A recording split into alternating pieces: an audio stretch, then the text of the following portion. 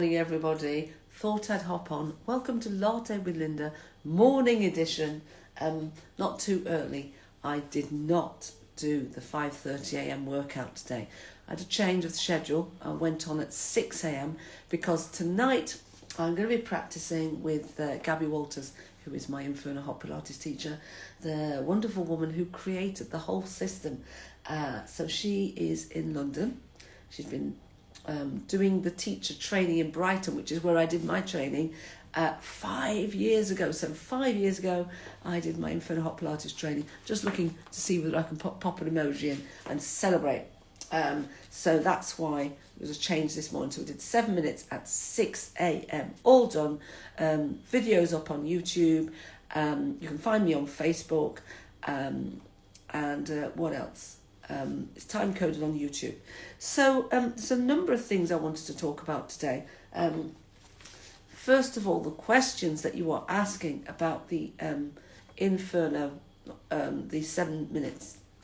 So it's 7 minutes of non-stop exercise. It's high intensity. It's full body. It is accessible to all levels. No equipment necessary. Obviously, it's your responsibility to make sure that you are, because you're practicing in your home, that you are taking account of your safety and just working mindfully and responsibly. So this question I keep getting, or this comment, I can't, I've only this, that, the other. It's all a nonsense. It's all a story in your head. You can do it. And the reason you can do it is because you take it step by step and you break it down so it's so minuscule that you can do, for example, focus on your alignment and then make that movement and move for a second. That's all you need to do. And then the next time you get your alignment right, and it's 2 seconds, and you just build it up and up and up and up. And before you know it, you are doing the whole thing. The other thing is, it's all about 7 minutes of positive affirmations.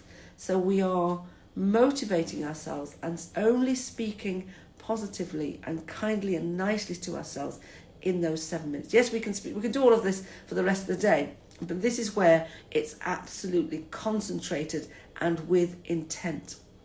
And that will actually filter into the rest of your day. Told you, I have a new voice. She's called Cheerleader, and she says, I'm brilliant, and I love her. And I believe she's related to the one that said, I'm a genius. They're twins, and they're very good twins, yes. Identical almost, not quite, because one says brilliant, the other one says genius. I believe them all. So this is the thing, 7 minutes speaking nicely to yourself. I can, I will, I'm powerful beyond belief. I can do this, I'm amazing, I'm brilliant. I am doing the best thing for my body. I'm doing the best thing for me. I am doing the best that I can in this moment. All of these things, positive, motivational affirmations, mantras to get us through. And very exciting. Tomorrow I'm doing a talk. I know, me. I mean, let's just look over our shoulders and check. It's not Gloria. Down there, you've got more flowers, and everybody, one's going towards the window, and Gloria's main flower is heading towards the mirror. She's still growing. She's growing towards the mirror. So talking tomorrow. And I'm still figuring out exactly what I'm going to be talking about, but I think, well, it's kind of, it's about using these 7 minutes and how life transformational these 7 minute exercises have been. Good morning. And it seems so strange, doesn't it, that you can do something, you can do this fitness thing, and it's more than physical transformation. It's actually more about the internal and what's going on the inside. And it just goes to show it all starts on the inside. It's an inside out job. So that's the kind of thing I'm going to be talking about, and how it enabled me to get through a 3-day water fast. So a water fast is where you fast from food, but you can drink water. You can drink water in those 72 hours. unlike other fasts, which are proper dry fasts, where you do not drink anything, you don't eat, you don't drink. They are also very, very good for you. And I will talk to my friends who observe Ramadan about that. And maybe, well, I don't think I'll do the whole thing, but maybe when they are observing Ramadan, maybe I'll do 24 hours or something, and see how that goes. So yeah, 7 minutes, talk tomorrow, tick that off. The things you say to yourself. This is what my reel is about today. It's about changing the words that you are using. Make them empowering. It really triggers me, I have to say. It really triggers me now that people are saying such horrible things to themselves. And, oh, I'm fat, I'm stupid, I'm this, I'm that. And it's just so awful because it's not true. It's not true. And what is happening is you become what you say. As Jim Quick says, and I love to quote this man because he is full of beautiful, beautiful things. If you fight for your limitations, you get to keep them. So I've chosen to become limitless and fight for that. In fact, I'm not fighting because it's all coming to me with ease and flow and grace. I'm brilliant, I'm amazing, I'm a genius. All of these things. These are the new voices in my head. And I invite you to do the same. Introduce those new voices. They're going to empower you. So I've done the questions. Have I done the questions? Yeah, I have done the questions. The people dropping into my DMs and asking, are really, well, they're not really, it's not really a question. They're saying what they can't do. And you're limiting yourself. And this is what these exercises are about. And just hopping in there with something very, very exciting. I've got a new thing. And it came from my other coach, who I'm still my business strategist coach. And she talked about doing nothing in the middle of the day or whenever. But doing nothing at a point when your body, you're kind of in a state of fight or flight or stress. And it's like meditating, but feeling really stressed because you're thinking, I haven't got the time to meditate, but the meditation's going to make me feel better, but the thought of it is making me stressed, kind of thing. It's that same kind of thing. So in the advent of doing nothing yesterday, and this all comes from that fast, what I realised was I spend a lot of time at my computer, on my phone, and eating at the same time. So the food is delicious and I enjoy it. However, there's an opportunity to be even more mindful. So sitting and yes, contemplating, but also eating is a different way of meditating. So yesterday I did that. I had my breakfast, had brunch, and it all came to me. So this is the thing. When you do nothing, ideas will drop in and things will work out. One thing that I did was the idea came to me. Remember ages ago I told you about Inferno 777, and then I stopped talking about it, figuring out what it is. Well, yesterday, sitting at the table, it all dropped in. Inferno 777 is back on the cards. It's coming. I'm working on it. I know what it is. I'm not going to tell you exactly what it is now, but you know those 7 minutes of exercises, that is it. And that's part of it. That's one of the sevens. There are two other sevens that I'm very excited about. So I'm putting together this new program. I know it wasn't on the cards, but it's come to me now. New program. I'm really excited about it. And you get to work with me. Yeah, you get to work with me. And I'm looking for, I reckon, 10 to 15 people minimum for this. So it might not happen. I'm looking for 10 to 15 people minimum, so that I can really, because my energy is amazing, you know. And but I'm like, it's like a show. It's like the classes that I teach. Good morning. I can only do so much because I leave everything on the mat. It's a whole performance. So Inferno 777, I'm looking for at least 10 to 15 people for this new programme. And it's going to be absolutely brilliant. And I'll get everything sorted. In fact, I might even just create a... maybe I'll get you on the waiting list. I'll figure it out. I know I said it. It's out there. It's to be done. Right. So the other thing I wanted to talk about is, and it popped up today, and it's about feeling safe, particularly as a black woman. Now,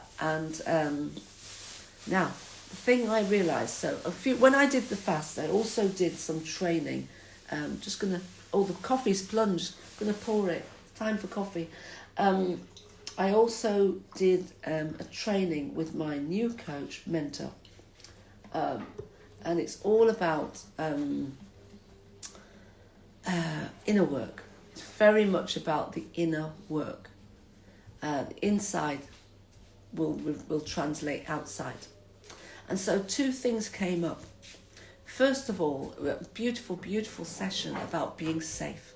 And this new mantra, so you find that, where is it in your body where you're not feeling safe? And it can be within your chakras, it can be anywhere. And mine was in my solar plexus.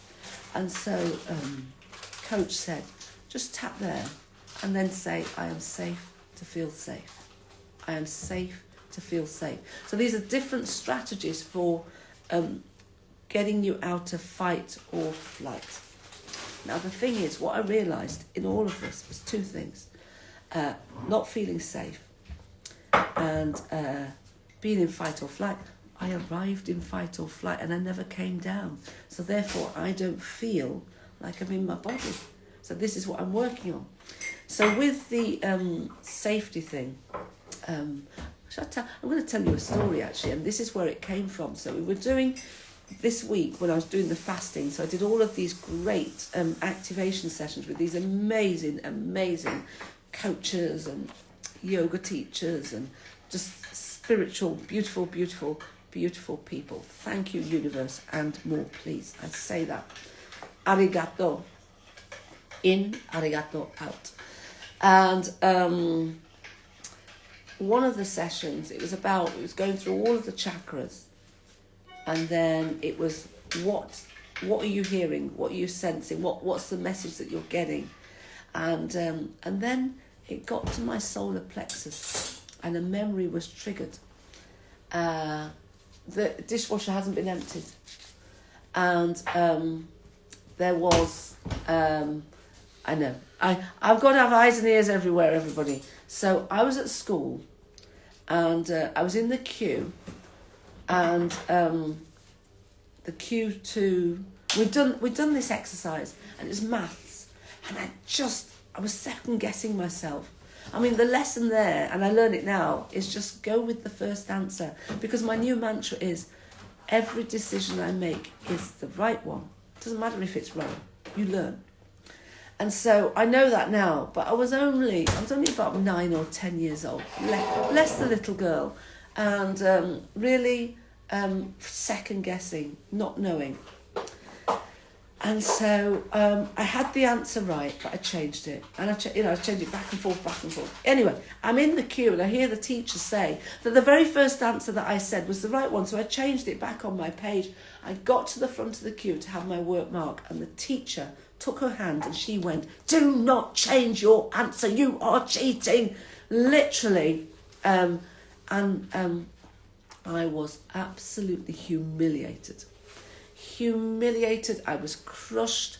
And you know something, it was only recently that somebody said that action is actually, what she did was she imprinted a trauma into me, and this message that I am a cheater, I'm a liar, and all of these things. So this is what, and so, for years I wrote a blog, more than 10 years ago, might even be 15 years ago, and it was called In Search of My Solar Plexus. So there's been something going on for years about this, and so I didn't feel safe, and I could at least relate it back to that experience. So I didn't feel safe from the very start of my existence.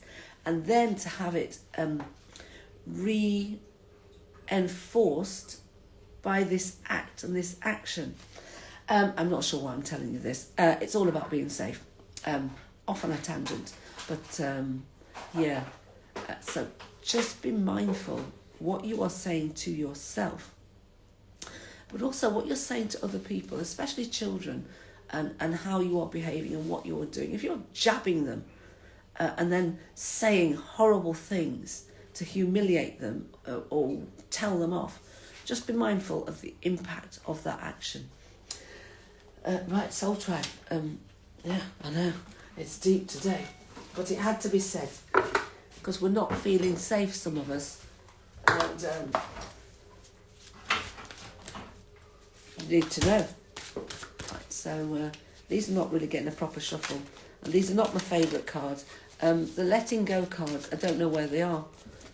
They're somewhere. I see them and I think, oh, I should pick them up and put them somewhere else where I can find them, and then I forget again. So what we've got, got the beggar again. Now, apologies, my thing doesn't work, my camera, and if I flip that, that's not going to work anymore.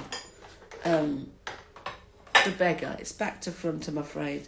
Now, we had this the other day. Interesting that the beggar's come out again. Light attributes, confronts empowerment at the level of physical survival. I've got to move the card away because the glasses are not near me. Awakens the spiritual authority of humility. Good. Compassion and self-esteem. This is what we want. Humility, compassion and self-esteem for ourselves, and then we can transfer it to others and have it for others. Shadow attribute. Dependence on others to the exclusion of effort. Well, that's not me. My thing is actually the reverse, is not asking for help. So part of the reason I'm on my new program and with my new coaches is really to develop the ability to receive openly. So when people compliment me, I can take it. Like that voice in my head that says, I'm brilliant. Yes, I take that and I think, yes, marvellous. So I want to transfer that out to everything else. So those are the attributes. Let's get the book out and read what it says about the beggar. Right, the beggar. No need to be starving for food to be considered a beggar.